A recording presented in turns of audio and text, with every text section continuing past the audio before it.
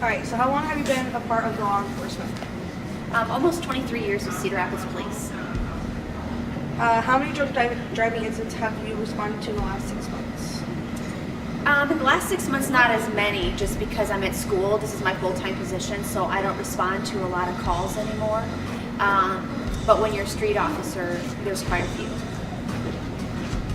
Have you responded to any fatal accidents due to drunk driving? Yes, many, many. What do you look for when you're on patrol for drunk driving? We look for any signs that would give us probable cause to pull over. We can pull people over for equipment violations such as headlights being out, taillights being out, but usually a drunk driver, classic one that we find a lot of time at night is they don't turn their headlights on. They drive around without headlights. You also have your typical ones, swerving outside the lane, speeding, doing those kinds of, but they'll do some pretty overt. Sometimes we have drunk drivers that will come up to a red light and then they'll pass out or fall asleep due to their level of intoxication, and they'll be sitting there at a green light and we'll get a call that, hey, there's a car in the middle of the intersection, that's not going, and it's a drunk driver. Do you know anybody personally that was affected by drunk driving? Unfortunately, yes.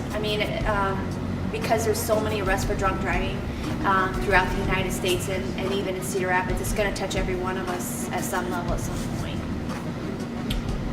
What are your personal thoughts or opinions about drunk driving? Well, I'm hugely against it. The biggest thing, especially being at Kennedy, is it's the #1 killer for kids your age. Anyone under the age 25, alcohol and driving is the #1 killer for you guys. So that concerns me highly.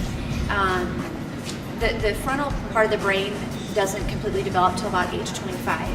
And that's what controls your decision making and impulse control.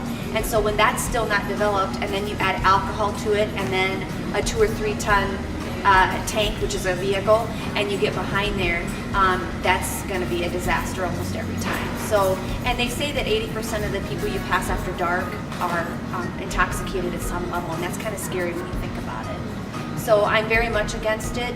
I think if you drink, that you should be responsible enough not to drive. And what I see a lot of kids doing is they're drinking so they don't drive, but they get into a car and the driver's been drinking as well. And then that's how people die.